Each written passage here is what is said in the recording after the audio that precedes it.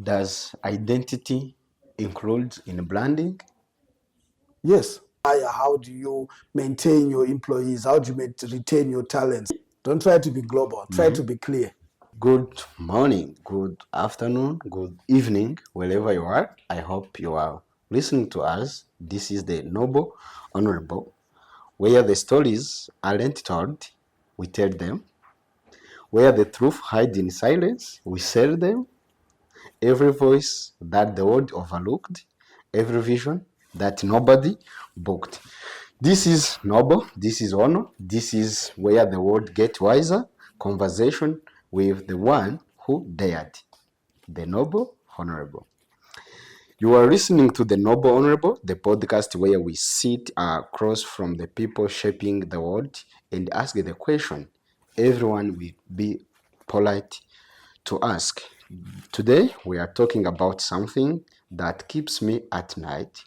And if you are African, if you are building something, if you have ever felt that your product deserved much respect than the market gave it, this episode is going to be feeling like someone finally said, this is out loud. We are talking about African brands, not the potential, because we hear about potential every single day. We are talking about the gap between what Africa is and what Africa looks like to the world.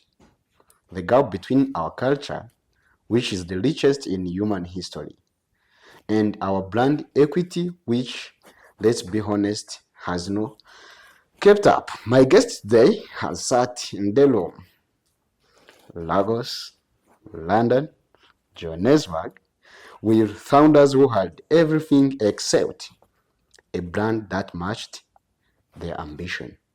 Strategist, a truth teller, someone who has built a brand that travel across borders and dismantled brand names that were holding entire industries back. Ladies and gentlemen, welcome to the Noble Honorable. Today's guest goes by one name, and in the brand world, that one name says everything it needs to say. We call him Mellow, Tabvi, Motsi. Milo, welcome to the Noble Honorable. Hope you are doing good. Thank you, Joshua. What an introduction. Love this. Yeah. I'm going to save this. Yeah. That was Milo. And if you walked away from this conversation thinking about your brand differently, uh, even just one thing, then this episode will exactly put to the place you want to be. Milo, are you ready to? We are going to take us all over the place you have been to in Uh, just a few minutes. How are you feeling in our place at the Noble Honorable? well, first of all, I'm honored. Yeah. Thank you very much for reaching out. Thank you very much. I've seen you grow from from having one camera to now having this wonderful setup, Yeah. having all these subscribers Mm. and a good following. You're doing such a wonderful job, and I feel honored. Thank you very much for inviting me. Thank you, Milo. You have worked with a brand across the globe. When you look at the African brands, especially, what's the one thing that consistently breaks your heart? All right, thanks. Um, I think one thing that consistently breaks my heart is, first of all, it's not lack of effort because our people really work hard. Africans really work hard. Yeah. It's just lack of clarity. Mm-hmm. Clarity. Why are we doing what we are doing? What problems do we want to solve?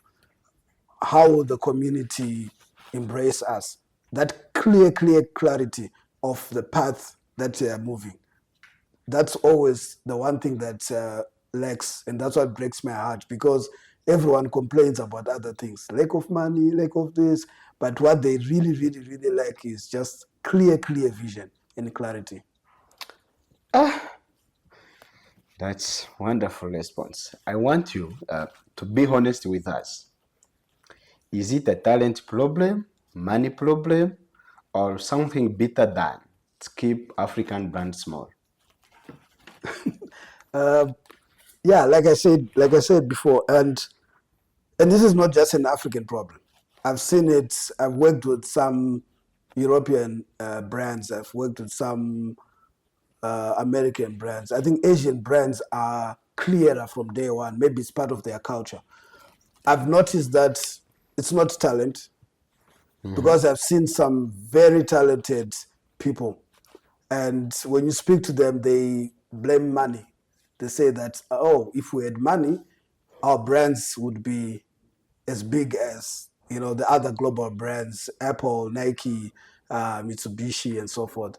And then those that have money, You I've mean, also worked with some who have money. I think I've been fortunate enough to have worked with many startups because I started off in a small advertising agency. So because of that, we always had startups walking into our doors, and you'll find they all have the same problem. And those that have no money blame money. Then those that have money, they say, if we had talent, maybe let's spend our money on more talent, and they still end up failing after a few years. So I've noticed it's deeper, and it's always one thing: the thinking. There's always the thinking problem. They treat brand as the decoration. Let's have a new logo, let's have new packaging, but what they always lack is the thinking. What is the thinking? What is the clarity? And do we have the systems that are going to make this business work and succeed? you want to mean that money is not the problem, Money is not the problem. I've but seen the companies with money. but the thinking is a problem. Yes, Okay. thinking. The thinking is a problem. So a lot of African entrepreneurs Uh-huh. build great product but invisible brands. Why do you think so? Many confuse having a business with having a brand. Um, if we were to define the relationship, so a business sells a product, right? Yes. But a brand now is then brings the meaning to the product so that the product can even last longer in people's hearts, minds, and souls forever and ever. So that is the detachment now. So most now they focus on selling, which is good. It brings money, Yeah. but then they don't work on the brand, on the story behind that product, the meaning behind that product. So when that happens now, the market is the one that then dictates what the product is, the meaning behind the product. And most of the time now, the market then says it incorrectly and they define your product wrongly. So do they have to work in a collective way with the Yes, market and the brands together? Right?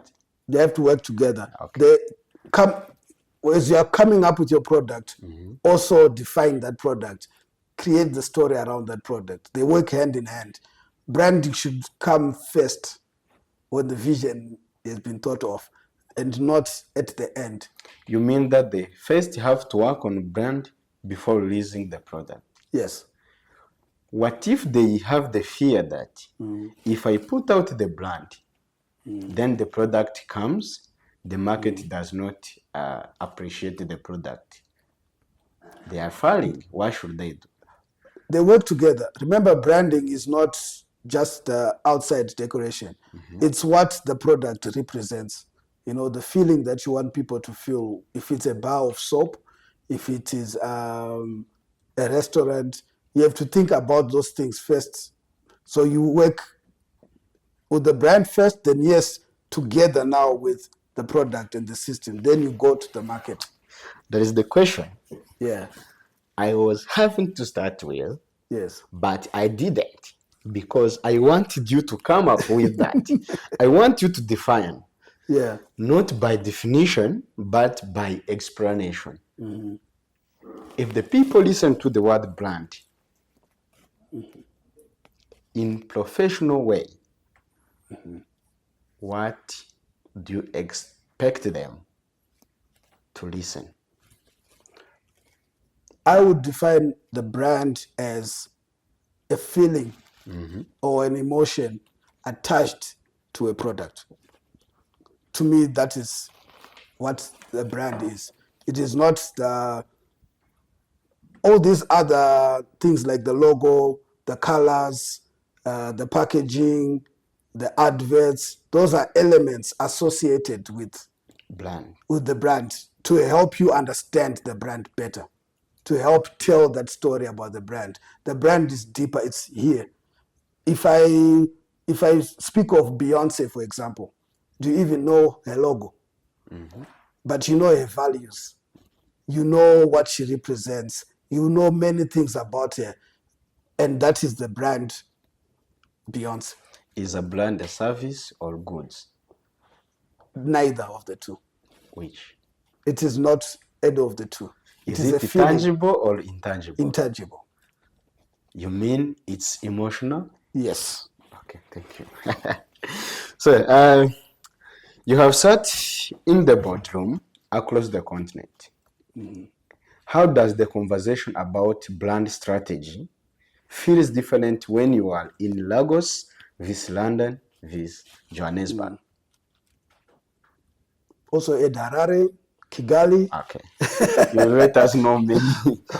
Places closer to home. Uh-huh. Yeah, I'm originally from Zimbabwe, so I spend most of my time in Harare and Kigali because Kigali is also my home. You know, it's my second home. I love Rwandan people.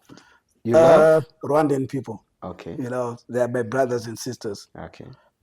So yes, I have worked with organizations and colleagues from all over, and the difference is, sadly enough, when like right now I'm working with a close friend of mine in the United Kingdom. He started a trucking company, you know, transport and logistics. Before he even finished registering the company, he called me and said, "Bruh, we need, as I work on the business strategy, we need to include the brand strategy." That's the difference now when, and this is a fellow African, but he's in the first world. Yeah. When you come to this side now, you know, the global south, someone thinks, let me buy a desk, let me get an office, let me do this, let me do that, let me do that. Then later on, how can I define my brand? What is my brand? They start thinking of branding later.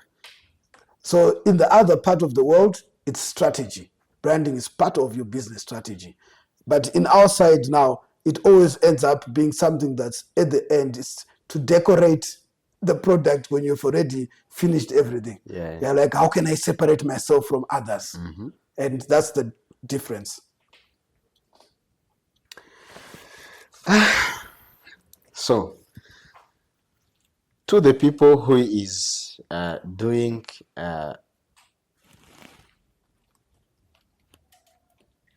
We have two cameras. Continue.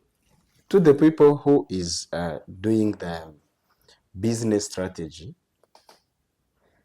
at school, I know some youths are listening to us.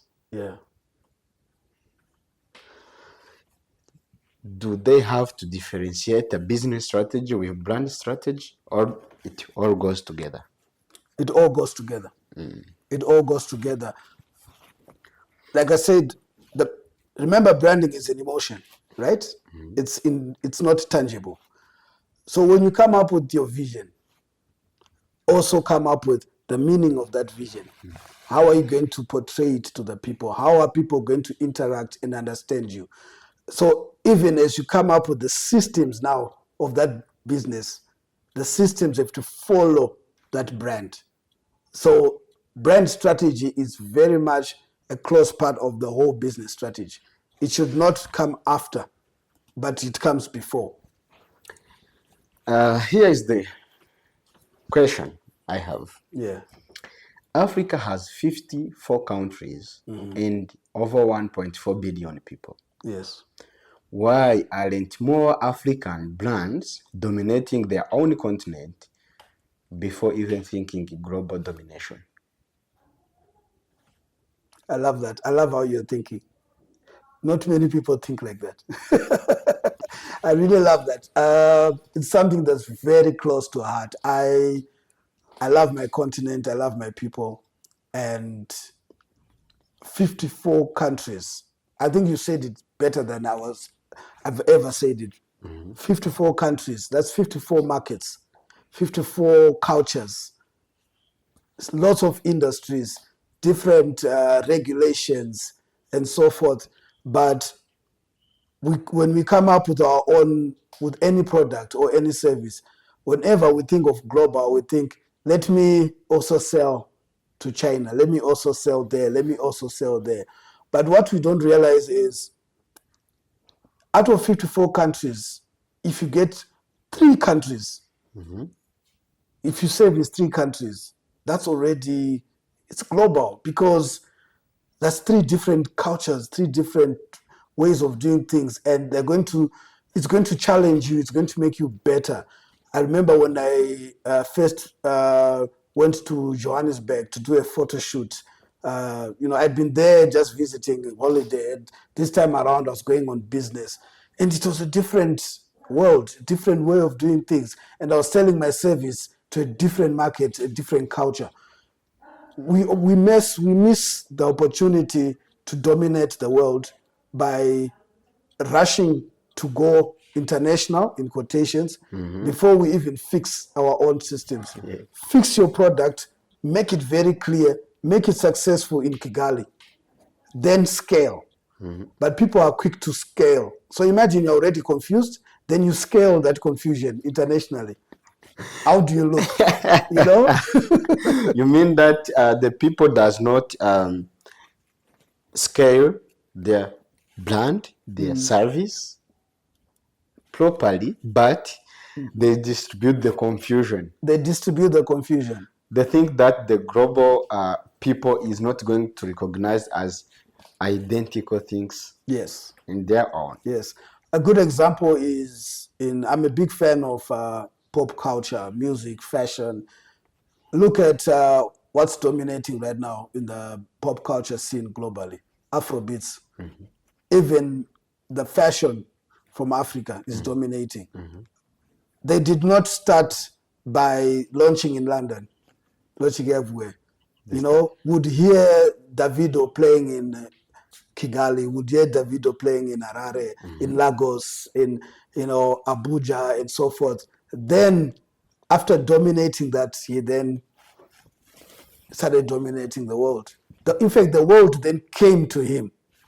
Same with all our artists, even the olden greats, Salif Keita, Oliver Mtukudzi, all those olden greats, Manu Dibango, same thing. They dominated locally, perfected their art. Then the world started looking for them and said, hey, why don't you come to Japan? Why don't you come here? Then their services became global.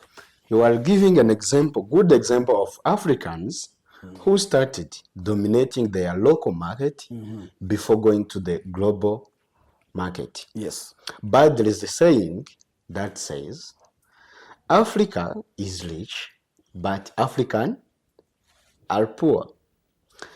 Does the same paradox apply to our brands?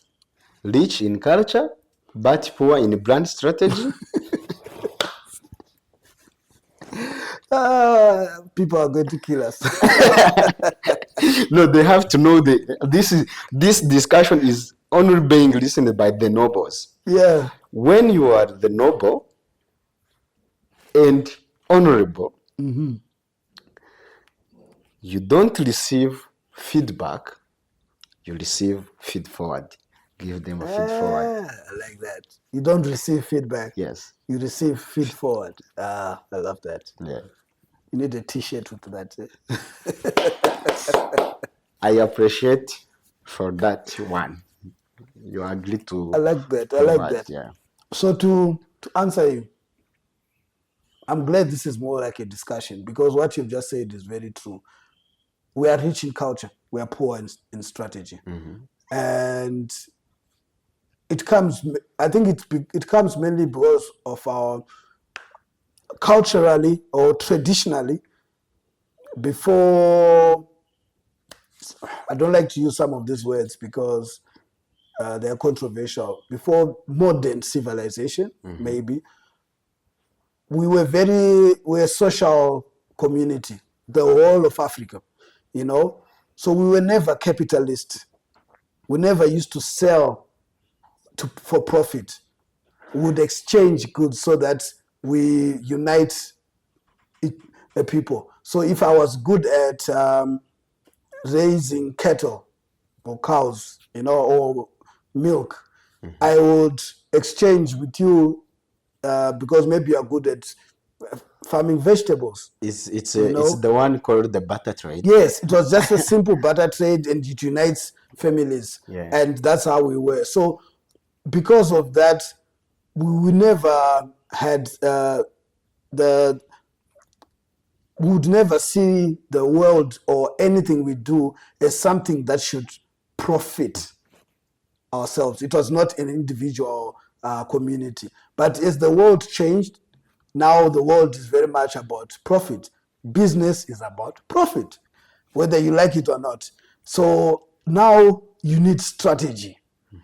It's not about feeling good, like, hey, you know, I've done a podcast or I've done this, it felt good, I've saved the world. Yes, it's also good to spread the word and help nobles.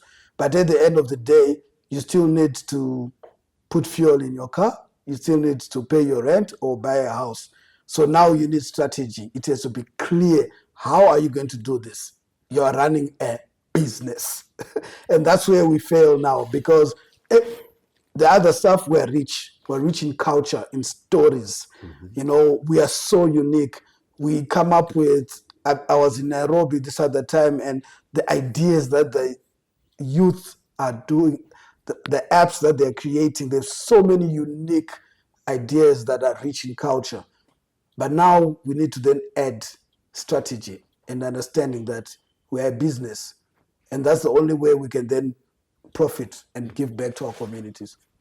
So when the brand comes to you, broken, what are the third things? The first thing,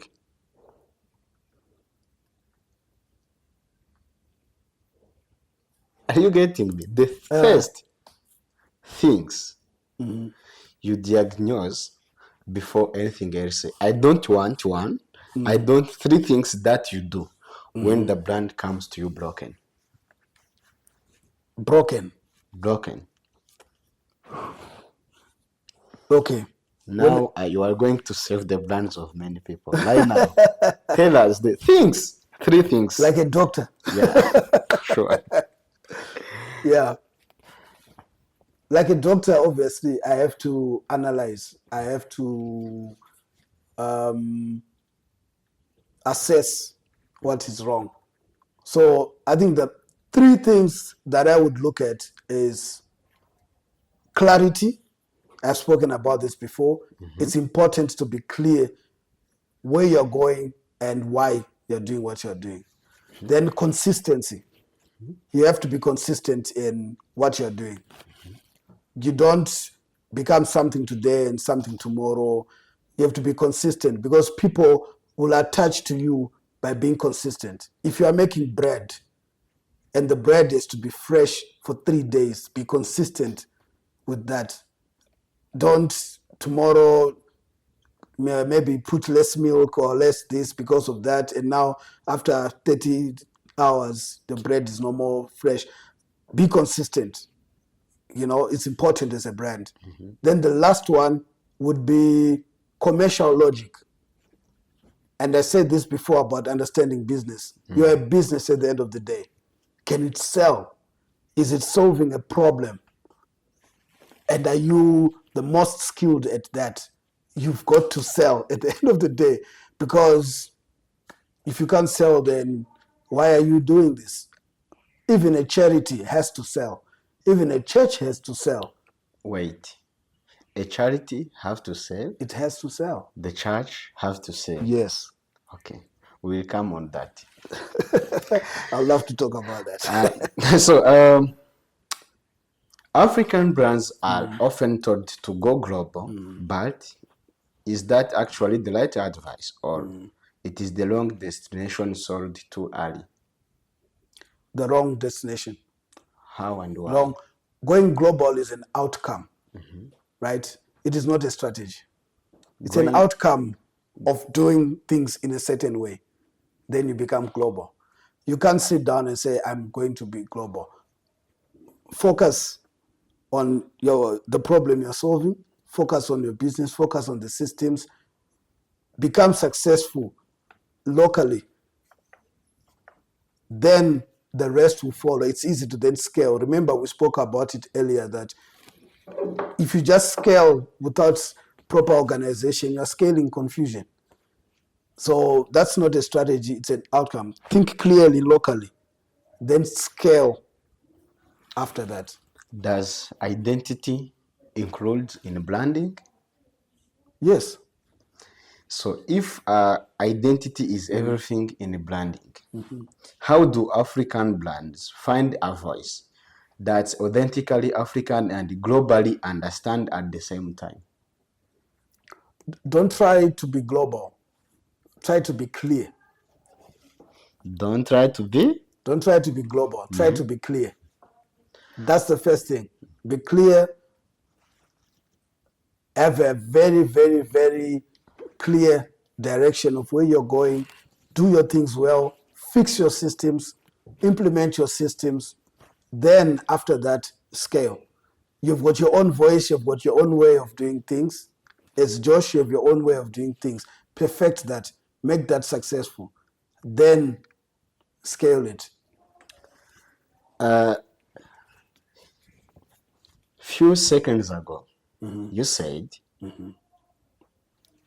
the time we were saying about barter trade, you said in modern civilization. Today, technology is evolving, rising artificial intelligence, automation, data visualization, in data analytics, everything. And even social media has made many things look like brands. Does having a real brand equals to having the good content? No. Why? No. Because when we are visible on social media, everything is looking at us, following us, listening to what we say every day. And they are really interested and attached with our content. That is a good content. But on the social media, is that our brand or it's our good content? How do you differentiate a brand with a good content? A brand is it's its own baby with its own life form, and it can exist anywhere, offline, online, inside, outside. It can exist in even how you do your HR. It can exist in how you do your procurement. So content now is, I started off in advertising because I did graphic design at one of the premier colleges in Harare, and that's where I graduated in 2001 In Zimbabwe? in Zimbabwe. Okay. Long time ago, before you were born. Like in 90s or in 2000s? Yeah, exactly. So early 2000, that's when I started working in advertising. And the one thing about content, all these are just terms that have come up now, but it's advertising. It's promoting your product. It's giving your product visibility, attention. It's giving your product attention. So people now get to know about your product in a certain way. But it does not build trust. Trust comes from the brand. The brand is what builds trust, because when people are off TikTok or Instagram, why would they still trust your brand? It's the quality of the camera or how fast it scrolls or how long the battery lasts and so forth. Those are the things that build the brand and they build the trust away from everything else. Content is great. It's great for attention. Why I say that is because if you don't have a brand that can be trusted, when you stop your content for even a month or two, or even 2 days, your brand will suffer. But if you have a brand that people trust, even if you don't post for 6 months, people will still love your brand. Okay. In fact, they'll actually market your brand for you. How many times have your friend said, hey, buy this phone, it's a better phone? It was not an Instagram post, but it was your friend convincing you. Why? Because he trusts that brand. So I have here like 3 global recognized brands. I think you know it. It's an African one. Yeah. Brand like Dangote, brand like Nando's, and Jumia. You know that? Yes. They have scaled globally and significantly what they do most that African brands refuse to do. What do you think? Wow. I wonder why you chose those 3. But I think the reason is obvious. So I've been fortunate to have interacted with one on a personal level. Dangote is a brand that I admire. As an African giant, I've never interacted. I don't think I've ever even bought a product, unless maybe there are products that I just don't know are related to Dangote. But it's a big brand that I admire, and I love how he does his things and how he operates in the corporate space. Jumia is the delivery app, right? Yeah. I've interacted with them, especially in East Africa, and I think I also might have an understanding of why and how they've, gone global. Jumia, what they've done that others have not done is they focused on local, then they scaled. They understand that there are 54 countries. If you get 5 countries, you're already big, They understand that. Nando's now, I was fortunate enough when I started working in advertising, Nando's had just moved to Zimbabwe. And the organization that did the franchise was a client. So I worked with the marketing team, and I was still very young, early 20s. I worked with the marketing team for Nando's Zimbabwe and would interact with Nando's South Africa, the headquarters. So I hold them very close to heart, and I know their history very well. Yeah. What they did well is they focused on their brand. They started from day one with a clear brand. They created the name in a certain way. They told their story in a certain way. Even the recipes that they came up with were attached to the brand. Remember, I said brand strategy should be part of the business strategy. Yes. They understood that in the fast food world, this was lacking.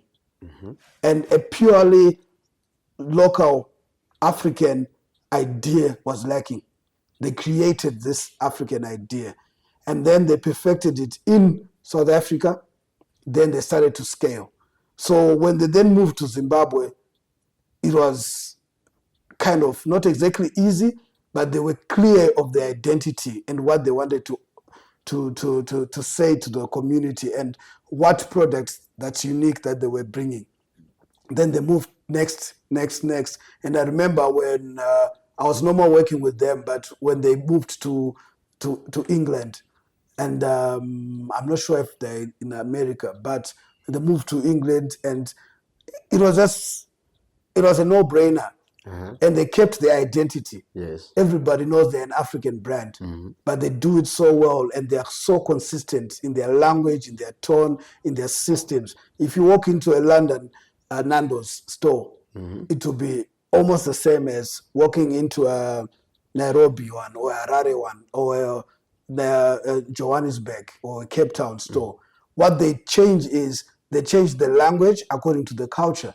You know, even the decoration is different according to the culture. So they also let their community participate in their story. So there's the thing I liked.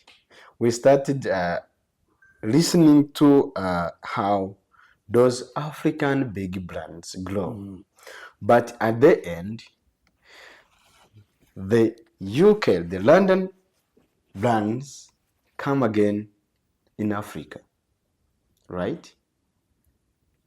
It's vice versa. There is the one that goes out, Yes. and there is one comes in. We import, and we do also export. Yes.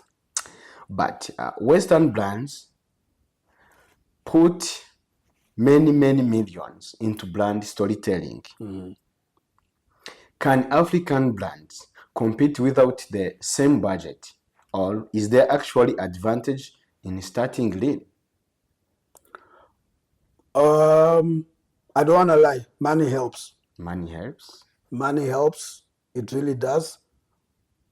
Like if you had 20 cameras with 15 assistants, you know, helping the Noble podcast, it would be different. If you had a big budget, $10,000 a month to boost your content, yes, it will help. But remember what I said earlier on, that if you have confusion and you scale that confusion, You're going to confuse the world. you're going to confuse the world. Apple is a good example. They had a good budget when they started, but it took them many years, almost 2 decades, to actually dominate their competitors, because there were certain fundamentals that they still had to fix. So money helps, yes, but basics are always important. Do you understand your systems, your distribution, your operations, your HR? How do you hire? How do you maintain your employees? How do you retain your talents? How do you procure your goods and so forth? That's the most important thing. Then money, all it does is it magnifies. Money just magnifies what you're already doing correctly. So that's the difference between those that we, like you said, we also import. Some of these brands that come in, they're already established because they understand those basics and those fundamentals. So when they come now, they come with those basics, and then they use the big budgets to then scale faster. Trust you me, I've seen some that have come from outside with the same budgets but no clarity, and they failed after 6 months in Milo, Africa. are you mad? I'm telling you. Are you mad? After 6 months in Africa, big brand, big everything, big monies, and they still fail. And a small local organization with no big budget still gets more attention. I saw that in the one of the newsletter that you release, that the one called in Mellow Madness. Yeah. So that's why I was asking you if you are mad. And I encourage the I am. people to I encourage the people to search out the Mellow Madness is the newsletter that is released by the Mellow Tabvi Motsi. Thank you. We've done Thank you a very lot much. from there. Milo, you have worked to the both public and private institution, right? Is the branding crisis in Africa a business problem or actually a government and the policy problem in this case? It's a business problem. Tell us more. Constraints will always be there. Constraints will always be there. Even if you were born in Japan and you have a certain idea that's unique, I'm sure culturally or whatever system is there, whether it's government or private sector, there will be constraints that might hold you back But if your business is solid, you can keep fighting and you will beat those constraints. That's what I believe strongly. I've seen organizations like Econet from Zimbabwe. I've seen them fight systems that were there in terms of legislations and so forth, because telecommunications as a private business was unique. So sometimes you think government is against, but they're not. They're just working with systems that are there. So they're coming. So these guys came in. They're launching a telecommunications company. The law does not let you do ABC and so forth. But they worked hard and then they helped change the world. Now they have liquid telecoms. They are different, countries and so forth. So, between the government brands and the private brand, or public brands and private brands, which one do you think can grow faster than other?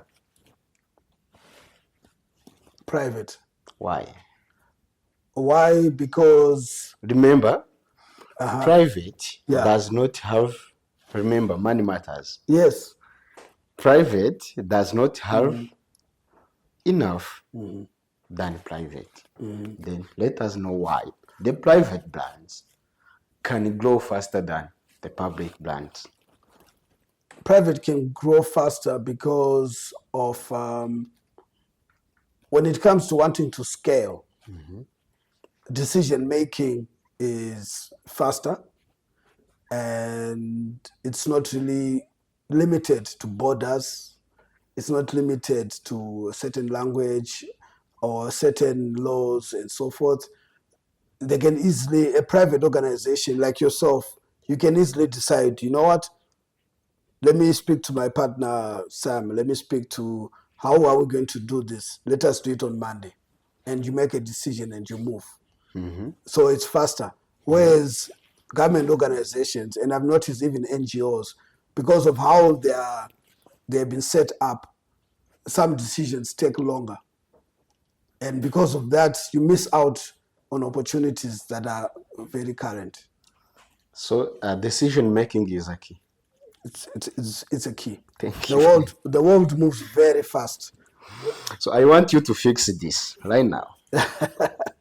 Yeah. If an African founder is watching this right now with a great product and zero brand clarity, where do they start today with what they have? Where should they start? Yes. Okay, three things. Number one, what problem are they solving? A lot of organizations start with a solution in mind. Then they look for a problem to solve. No. Find the problem, create the solution. Then come to the market and say, I know you have a problem. Here's the solution. That is business 101. Then number two, who exactly are you serving? Who exactly do you represent? It has to be very clear. Because if you are not clear, tomorrow someone else comes and then you're going to change and try and chase them. Then the last one would be, why should people trust you? What's so special about you? That's also the brand. Yeah, the brand. Why should people trust you? A lot of organizations I've worked with, they keep boasting that we have the best equipment, we have the best service.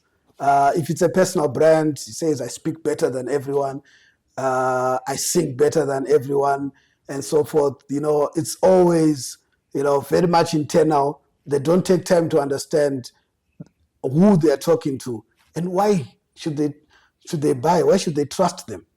Why should they spend their hard-earned cash on you and not someone else?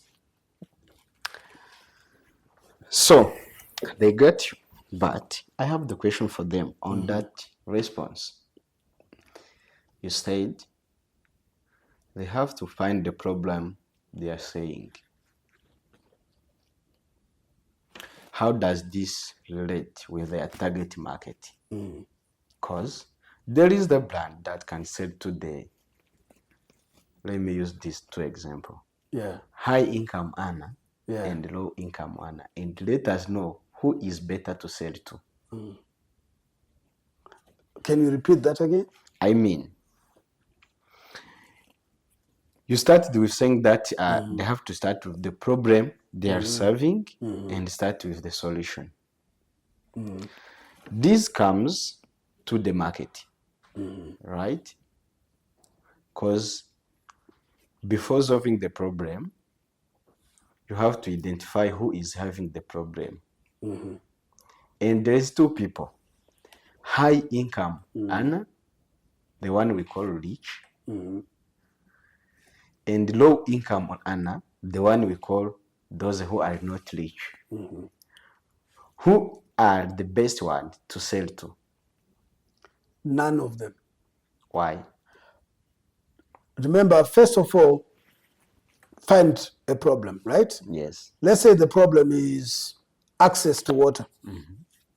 There's no water in a certain place like Africa or anywhere. Let's say, people are struggling to have water. Yes. That is the problem, right?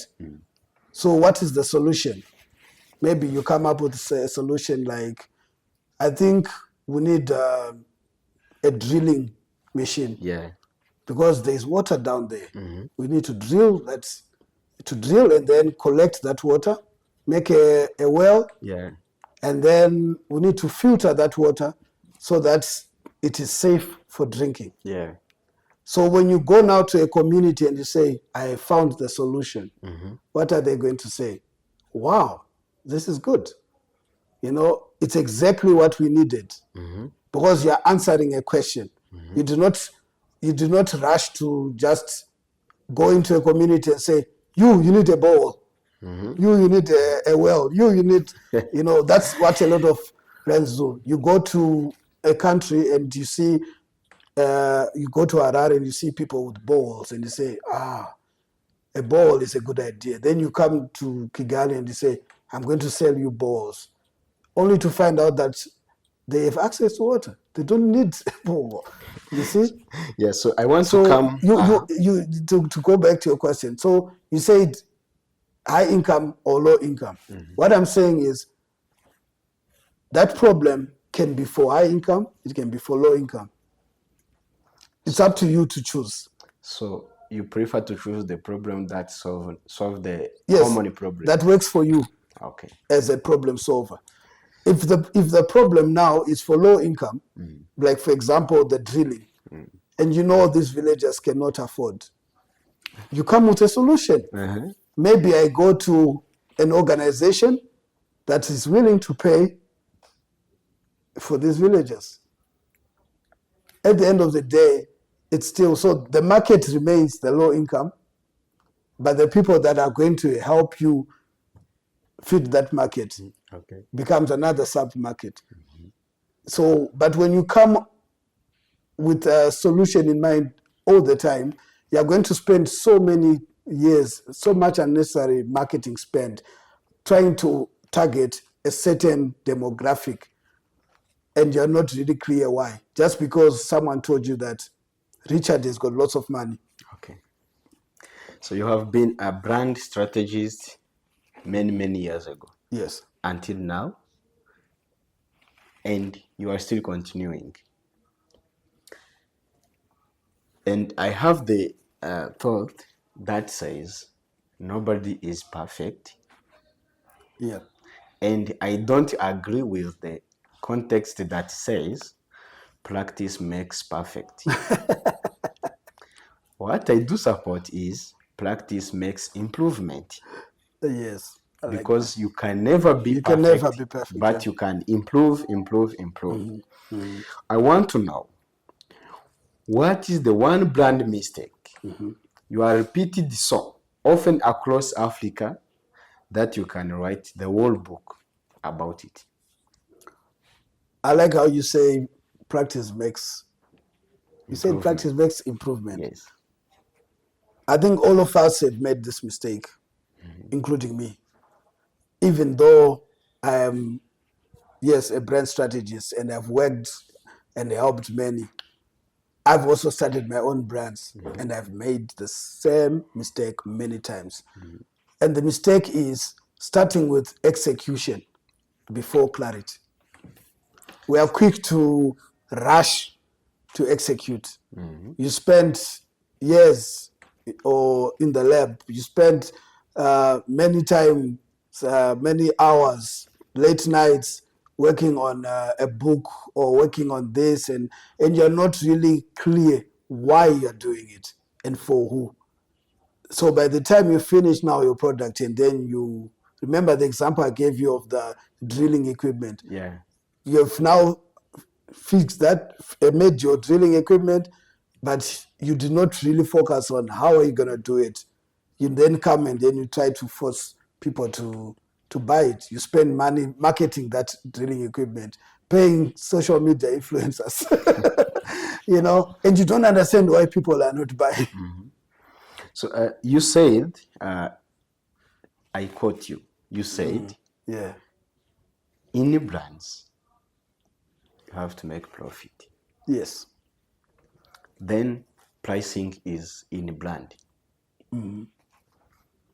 Many Africans brand underprice because they fear rejection. How do you help them to charge what they are actually worth? You have to believe in your value. If you don't believe in your value, how do you expect the market to also believe in it? But if you don't do the things, others will do it.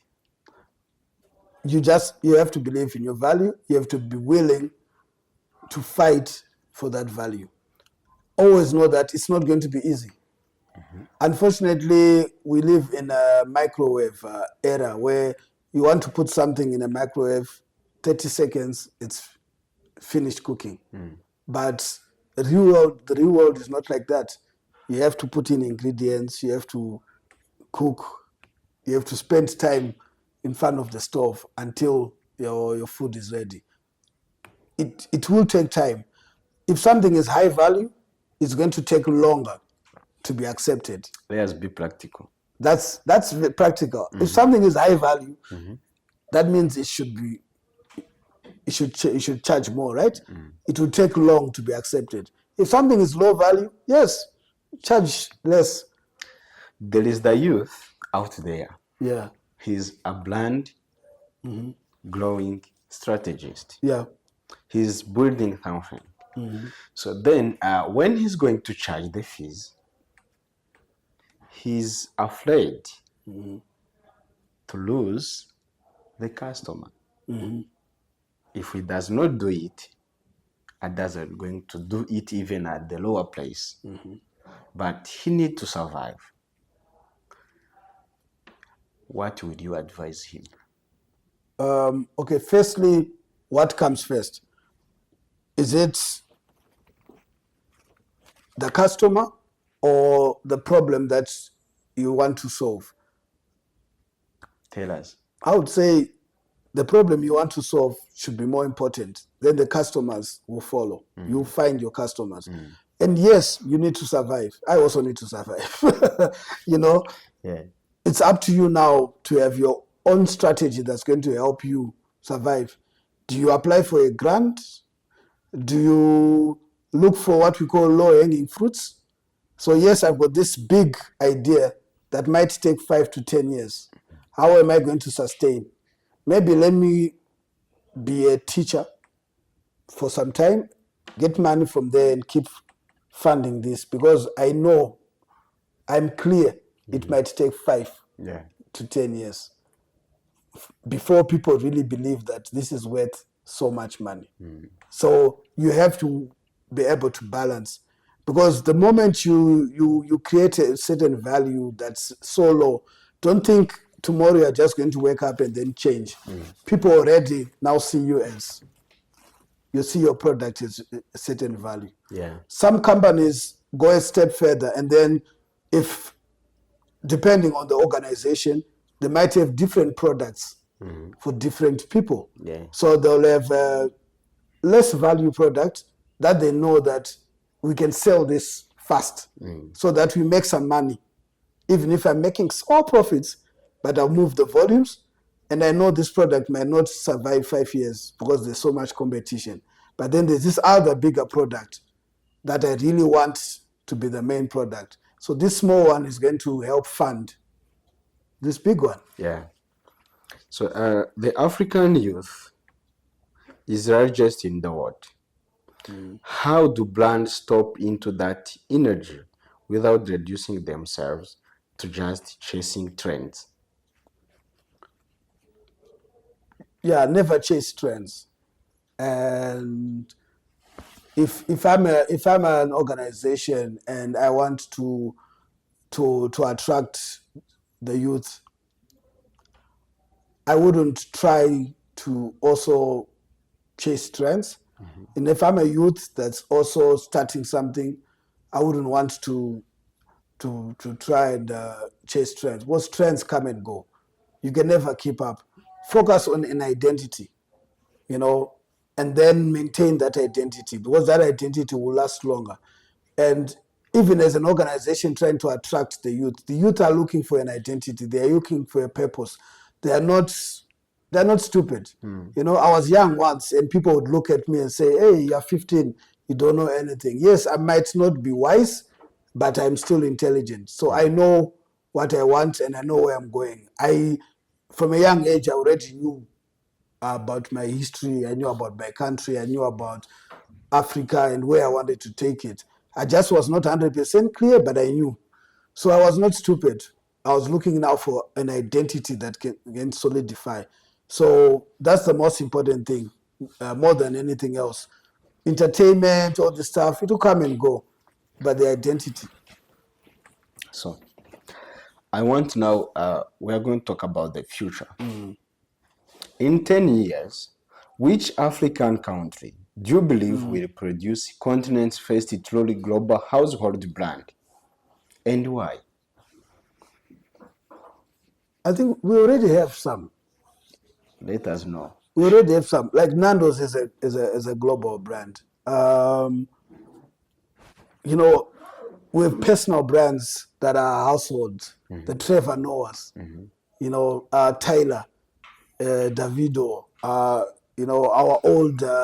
old school guys, Oliver Mtukudzi, Manu Dibango, Salif Keita. We have soccer stars, JJ Okocha. Those are international brands. Okay. People don't see them as brands, but they are, and they are also businesses they have businesses that support them as personal brands. You just check on many countries across Africa. Yes. Which country that is now rising that you think they will be recognized in 10 years and above as the country which has the evolving brand all over the world? I would say Rwanda then. Why? Because there's I have a philosophy that a friend of mine gave me. One of my closest friends. We had an advertising agency together for a long time. Former business partner. His name is Chris. Shout out to Chris. Yeah. So he said, there's three things. It's either you should be the first. If you can't be the first, be the best. If you can't be the best, be the most unique. Oh. If you can't be the first, be the best. If you can't be the best, be the most unique. Yes. Okay. So Rwanda, because it's a young nation, others have already been the first. Others have already been the best. We have an opportunity to be the most unique. Okay. And that's going to help Rwanda rise and even have brands that will last for more than decades and decades. Why? Because we are learning from everybody else around us. Yeah. You're learning from Nigeria, you're learning from South Africa, you're learning from Kenya, you're learning from everyone around Zimbabwean brands and putting them all into one calabash. I love the vision of, Rwanda becoming the Singapore of Africa. So that's now, all this is going to come now into one unique product that's going to go global. If this conversation moved something in you, share it, not because we need the numbers, but because somewhere out there is a founder sitting on the brilliant product adapting whether the world will receive it. Send them this. Let Miro tell them what we just hit. The strategy exists, the tool exists, and the moment is now. Yeah. This has been the Noble Honorable. I'm your host, and as always, we don't just celebrate the greatness here, we integrate it, we build it, we build with it, and we pass it on. Until the next time, stay noble, stay honorable. From every name that built something from nothing, every dream that kept going when it's hard, we see you, we hear you, we tell it. This is the noble, honorable. This is honor. This is where your steady lives forever. The noble, honorable. I really appreciate you, Mellow, Tabvi, Motsi, for being with us here at the noble, honorable. I hope our guest will miss you again. Be ready to come back here at the Noble Honorable. I would love to come back. Thank you very much for bringing me here. I really had a great time. Thank you.